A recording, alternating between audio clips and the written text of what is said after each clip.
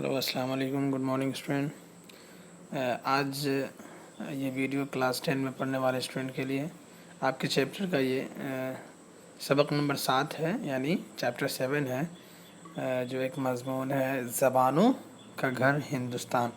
आप देखेंगे आपके बुक में एक बहुत ही अच्छा मज़मून है जिसका नाम है, उन्वान है जिसका ज़बानों का घर हिंदुस्तान। तो उसी को आज हम लोग पढ़ेंगे और समझने की कोशिश करेंगे कि ज़बानों का घर हिंदुस्तान, इसमें किस तरह की बातें की गई है। ज़बान की जमा होता है ज़बानों या ज़बानें। तो जिस तरह आपने पढ़ा होगा एसएसटी में या सोशल साइंस में, मल्टी कल्चरल मुल्क है, यानी मुख्तलिफ़ सकाफ़तें यहाँ पाई जाती। इसी तरह हिंदुस्तान एक ऐसी जगह है, एक ऐसा मुल्क है, एक ऐसा देश है जहाँ मुख्तलिफ़ ज़बानें बोली जाती है। तो इसीलिए इस मज़मून में आप देखेंगे और पढ़ेंगे कि बहुत सारी ज़बानें यहाँ बोली जाती है, जिसमें उर्दू भी है। तो उर्दू कहाँ से निकली और उसकी तरक्की कैसे हुई, फिर किस इलाक़े में कौन सी ज़बानें बोली और समझी जाती है, इन सारी बातों को आप इससे लेसन के ज़रिए समझने और पढ़ने की कोशिश करेंगे। तो हम लोग इस सबक का जो मेन जो खुलासा होता है इस चैप्टर का, वो हम बताने की कोशिश करेंगे, क्योंकि पूरे बुक को रीडिंग करना ये मुनासिब नहीं। इसीलिए इस सबक में असल में क्या कहना चाह रहा है उसको समझने की कोशिश करेंगे, पूरा निचोड़ क्या है। तो हिंदुस्तान एक ऐसा लंबा चौड़ा मुल्क है जिसमें ऊँचे पहाड़, गहरी नदियाँ, दरिया भी हैं और रेगिस्तान भी हैं। यहाँ कहीं बंजर ज़मीन है तो दूसरी तरफ सोना उगलती मिट्टी है। यानी एक ऐसी जगह है जहाँ कहीं पे बंजर है तो कहीं की मिट्टी सोना उगलती है। हिंदुस्तान में मुख्तलिफ़ रंगों नस्ल के लोग रहते हैं, यानी यहाँ हर तरह के लोग रहते हैं। ऐसा नहीं कि सिर्फ गोरे लोग रहते हैं, काले लोग यहाँ नहीं बसते हैं।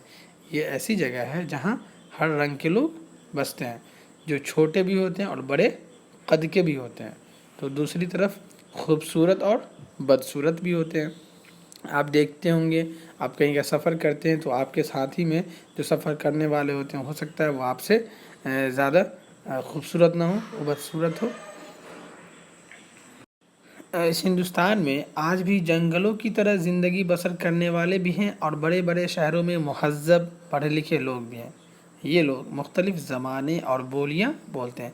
आप देखेंगे कि हमारे हिंदुस्तान में कुछ ऐसे क़बाइल के लोग हैं, कुछ ऐसे बिरादरी के लोग हैं जो अभी भी जंगलों में उनकी ज़िंदगी बसर होती है। वो जंगलों में रहना पसंद करते हैं, जिसे आप लोग कहते हैं जंगली या खाना, या फिर आप आदिवासी, एक वर्ड है आदिवासी लोग को देखेंगे कि वो जंगलों में रहते हैं। जैसे झारखंड का इलाका है, उसमें बहुत सारे लोग ऐसे होते हैं जो जंगलों में रहते हैं। और बड़े बड़े शहरों में मुहज़्ज़ब पढ़े लिखे लोग भी हैं। तो आप देखेंगे कि शहरों में ज़्यादातर वो लोग होते हैं जो खुशहाल होते हैं, पढ़े लिखे होते हैं। तो और ऐसे भी होते हैं जो इलिटरेट होते हैं, जो जिनके अंदर इल्म नहीं होती है। तो वो लोग जो हिंदुस्तान में अभी हैं, जो रहते हैं, वो मुख्तलिफ़ ज़बानें बोलती हैं। जंगल में रहने वाले अलग ज़बानें बोलते हैं, उनकी एक अलग ज़बान होती है। पढ़े लिखे लोग होते हैं, वो कई मुख्तलिफ़ ज़बानें के जानकार होते हैं। जैसे आप ही समझ लो, आप उर्दू भी बोल लोगे, आप हिंदी भी बोल लोगे और आप इंग्लिश भी बोल लोगे। और अगर ज़्यादा टैलेंटेड हो तो आप दूसरे मुल्क की ज़बानें भी सीख जाते हैं। कहते हैं कि इस देश में कुछ ऐसे लोग हैं जिनके आबाओ अजदाद, यानी जिनके एंसेस्टर 5000 बरस पहले यहाँ आकर बसे। यानी वो यहाँ के मूल निवासी नहीं थे, बुनियादी तौर पे वो यहाँ के रहने वाले नहीं थे, लेकिन वो 5000 बरस पहले आकर यहाँ बस गए थे। कुछ ऐसे भी हैं जिन्हें थोड़े ही दिन हुए हैं, और उनमें से कुछ ऐसे भी हैं जो अभी अभी आए हैं, यानी थोड़े दिन हुए हैं। चुनांचे हमारा मुल्क भांत भांत के रंगों नस्ल, मुख्तलिफ़ बोलियों और ज़बानों के बोलने वालों से मिलजुल कर एक बड़ा मुल्क बन गया है। आप जब थोड़े से दूर का सफ़र तय करेंगे तो वहाँ एक बोली चेंज हो जाती है। आप अगर दरभंगा में हैं तो आप देखेंगे यहाँ मैथिली बहुत ज़्यादा ही लोग बोलते हैं। आप अगर दूसरे इलाके में चले जाएंगे 200 किलोमीटर दूर तो वहाँ की ज़बान चेंज हो जाती है। तो ये हमारे मुल्क की एक खूबसूरती है, हमारे मुल्क की एक یہ ثقافت ہے کہ یہاں اتنے لوگ بستے ہیں اور اتنی زبانیں ہیں جو آپ شاید گمان بھی نہ کر سکتے ہوں کہ اتنی زبانیں کیسے لوگ بول لیتے ہیں۔ ہم جانتے ہیں کہ پہلے زیادہ تر لوگ وحشیوں کی طرح زندگی بسر کرتے تھے، جانوروں کا شکار کرتے، درختوں کے پھل، پتے اور جڑ کھا کر پیٹ بھرتے تھے۔ یہ آپ لوگ اچھی طرح واقع ہیں، پہلے کی جو زندگی ہوتی تھی لوگ اس طرح سے کپڑے پہن کے اچھے سے اس کو پریس کر کے اور پلیٹ میں کھانے نکال کر اچھے سے نہیں کھا پاتے تھے، ان کی زندگی ویسی تھی ہی نہیں۔ تو پہلے لوگ درختوں کے پتے چبا لیتے تھے، آم کے پتے چبا لیتے تھے اور پیٹ بھر لیتے تھے، جانوروں کا شکار کر کے ویسے ہی کھا گیا۔ لیکن اب لائف اسٹائل چینج ہو گئی، ان میں سے کچھ لوگ یہاں بھی پہنچے، یعنی کچھ لوگ ہندوستان بھی آ گئے۔ ان کی نسل کے لوگ بنگال میں آپ کو ملیں گے، بہار میں، چھوٹا ناگپور اور وندھیانچل کے پہاڑوں کے قریب پائے جاتے ہیں۔ یعنی اس طرح کے جو لوگ ہیں وہ ابھی بھی موجود ہے ان تمام جگہوں پہ۔ وہ جو زبان بولتے تھے وہ آج بھی الگ ہے، یعنی ان لوگوں کی جو زبانیں ہیں وہ آج بھی الگ ہیں۔ ان میں سے کول اور منڈا قبیلے مشہور ہیں، یہ دو قبیلے جو کافی مشہور ہیں۔ ان کے 1500 برس کے بعد پچھم کی طرف سے دراوڑ لوگ آئے، وہ لوگ دراوڑ تھے۔ آج بھی مدراس کا جو علاقہ ہے، آندھرا پردیش ہے اور کیرل میں یہی لوگ آباد ہیں، یعنی آندھرا پردیش، مدراس اور کیرل میں دراوڑ لوگ آباد ہیں۔ تامل، تیلگو انہی لوگوں کی زبان ہے، آپ جو سنتے ہیں تامل، تیلگو، یہ سب جو دونوں زبانیں ہیں وہ کن کی زبانیں ہیں اور وہ کہاں بولی جاتی ہے؟ یا تو مدراس میں، آندھرا پردیش میں، کیرل میں بولی جاتی ہے۔ تو یہ دراوڑ لوگ بولا کرتے ہیں۔ ایران، چین اور ترکستان میں ایک اور قوم بستی تھی جسے عام طور سے تاریخ میں آریہ کہا جاتا ہے، یعنی اردو کی ایک تاریخ میں یہ بھی ہے کہ پہلے یہ ایران گیا، یعنی تو کیسے کیسے پھر ایران کا سفر کر کے آریہ لوگ جب ہندوستان آئے تو یہ زبان وہاں سے چلی آئی۔ تو یہ آگے آپ پڑھیں گے اور سمجھنے کی کوشش کریں گے، اور شاید ہم نے جو پہلا ویڈیو بنایا تھا زبان کے اوپر، تاریخ کے اوپر، تو یہ باتیں ذکر کیا تھا۔ یہ لوگ خوبصورت اور بہادر تھے، یعنی آریہ لوگ خوبصورت اور بہادر تھے، گھوڑے سے کام لینا اور کھیتی باڑی کرنا پسند کرتے تھے۔ کہتے ہیں 1000 برس پہلے یہ ہندوستان آئے، یعنی آریہ کے جو لوگ تھے یہ 1000 برس پہلے ہندوستان آئے اور انہوں نے یہاں کے پرانے بسنے والوں کو ہرا کر اتری بھارت میں بس گئے، یعنی بھارت کا جو ایک خاص علاقہ، مخصوص علاقہ اتر جو کی طرف بس گئے آ کر۔ یہ لوگ جو زبان بولتے تھے اسے آریائی کہتے ہیں۔ ایران سے آئے، ایران میں آریہ لوگ بستے تھے، تو جب وہاں سے آ گئے ہندوستان تو ان کی زبانیں جو کہلائی وہ آریائی زبان کہلائی۔ اس زبان میں بہت سی نظمیں، بھجن اور گیت لکھے۔ سنسکرت، یونانی، جرمن، پرانے زمانے کی فارسی اور یوروپ کی کئی زبانیں اسی خاندان سے تعلق رکھتی ہیں۔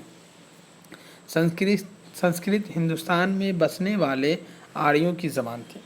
اب ایک بات سمجھ میں آئی کہ سنسکرت کس کی زبان تھی؟ تو ہندوستان میں جو آریہ لوگ آ کر بسے یہ ان کی زبان تھی۔ تمام لوگ سنسکرت نہیں بول سکتے تھے، پرانے بسنے والے اپنی پرانی بولیاں بولتے یا ملی جلی زبانیں۔ اس طرح آہستہ آہستہ سنسکرت اونچی ذات کے لوگوں کی زبان بن گئی۔ سب لوگ تو یہ زبان بول نہیں سکتے تھے، تو کیا ہوا، یہ زبان اونچے لوگوں کی زبان بن گئی۔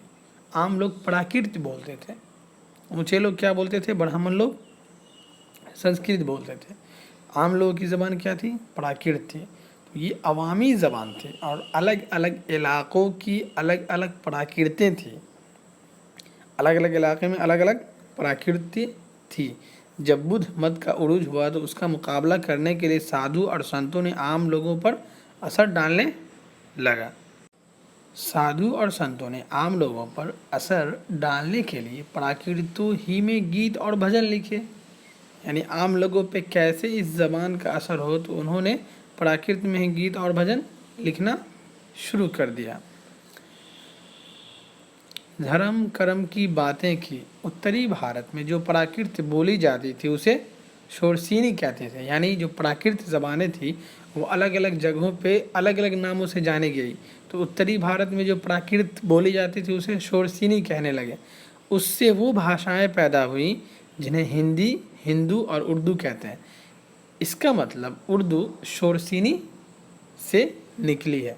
बंगाली, मराठी, गुजराती, पंजाबी, सिंधी, आसामी और आर्याई भी नई आर्याई ज़बानें हैं, यानी ये सब एक ही हिस्से से आई है। 1000 साल से जो नई ज़बानें हिंदुस्तान में बोली जाने लगी उनमें एक उर्दू है। ये ज़बान भी बाहर से नहीं आई, यहीं पैदा हुई है। लोगों ने उसे तरक्की दी। ये ज़बान अगर कहीं दूसरे मुल्क में भी बोली जाएगी तो वहाँ की ज़बान नहीं बन जाएगी, बल्कि हिंदुस्तान ही की रहेगी, हिंदुस्तानी कहलाएगी। पहले उर्दू को ही हिंदी कहते थे या हिंदवी कहते थे, हिंदू कहते थे, लेकिन धीरे धीरे ये उर्दू कहलाने लगी। तो शोरसीनी से जो निकली थी उसे हिंदी, हिंदवी, फिर बाद में उर्दू ये कहलाने लगी। तो इसकी एक तारीख़ है, अगर फुर्सत मिला तो इस पे भी एक अच्छा सा वीडियो आप लोगों के सामने पेश करूँगा कि कैसे उर्दू की तरक्की हुई, ताकि आपको अच्छे से समझ में आ जाए एज ए उर्दू स्टूडेंट। तो ये इस तरह से आपका आज ये लेसन था, उसका खुलासा हमने पढ़ाया। अब आइए इस लेसन के कुछ क्वेश्चन हैं, चलो उसको भी आप लोग समझ लें। हिंदुस्तान की खसूसियात क्या है? तो हिंदुस्तान एक लंबा चौड़ा देश है, मुल्क है, जिसमें कहीं ऊंचे पहाड़, गहरी नदियां हैं, कहीं रेगिस्तान, कहीं ज़मीन ज़रख़ेज़ है, कहीं बंजर। यहाँ गोरे, काले, लंबे, चौड़े और छोटे कद वाले लोग भी बसते हैं, बदसूरत और ख़ूबसूरत भी बसते हैं। जंगलों की तरह ज़िंदगी बसर करने वाले लोग भी हैं और शहरों में भी लोग बसते हैं। इस देश में तरह तरह की बोलियां और ज़बानें बोलने वाले लोग और अजीब अजीब ढंग की कौमें बसती हैं। अब देखेंगे कि मुख्तलिफ़ कौम के लोग हैं। कुछ ऐसे कौम के लोग हैं जो अलग अलग ढंग के कपड़े पहनते हैं, कुछ दूसरी कौम के लोग हैं उनका पहनावा अलग होता है, उन लोगों के खाने के स्टाइल अलग होते हैं। हिंदुस्तान की कबायली नस्लों के नाम क्या था? कोल और मुंडा जो है ये कबायली नस्लों के नाम है।